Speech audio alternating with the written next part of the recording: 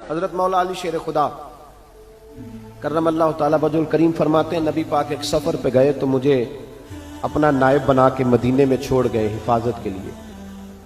میری باتوں کی سمجھ تو آ رہی ہے نا آپ حضرات کو؟ حضور مجھے چھوڑ گئے، کہتے ہیں میرے پاس مال غنیمت کے تھوڑے سے پیسے تھے، میں سونے کا ایک ہار لایا، ایک لاکٹ لایا، سیدہ فاطمہ کو تحفہ دیا پہلی دفعہ سونے کا ہار، انہوں نے پہن لیا.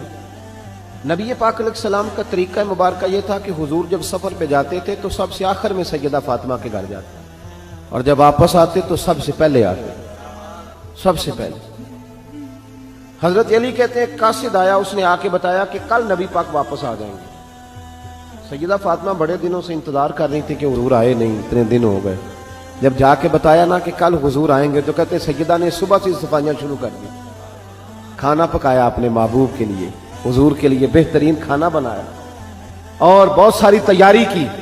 کہتے ہیں حضور آئے، حسب روایت حسب عادت وہی مبارک عادت جو محبوب کی ہمیشہ سے تھی. نبی پاک آئے، پہلا قدم سیدہ فاطمہ کے گھر میں رکھا، السلام علیکم کہا اور سیدہ نے وعلیکم کہا تو حضور نے ان کا چہرہ دیکھا تو واپس چلے گئے.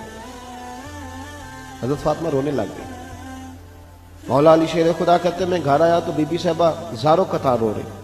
فاطمہ کیا ہوا؟ کالی پتہ نہیں، حضور سلام لیا واپس چلے گئے، ایسا کبھی ہوا ہی نہیں، پتہ تو کریں. شیر خدا کہتے ہیں میں مسجد میں گیا تو نبی پاک بھی ایک کونے میں بیٹھ کے رو رہے. میں نے کہا یا رسول اللہ آپ یہاں رو رہے ہیں، فاطمہ وہاں رو رہی ہے، بات کیا ہے؟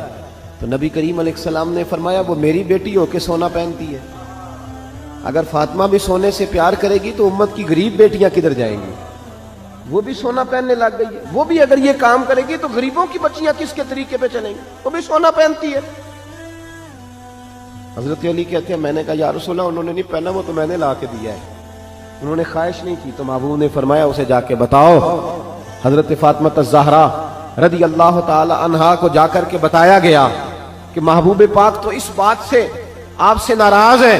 حضرت فاطمہ نے اسی وقت سونا اتارا، کہا علی جو مدینے میں سب سے غریب گھر ہے اسے دے آ جا کے.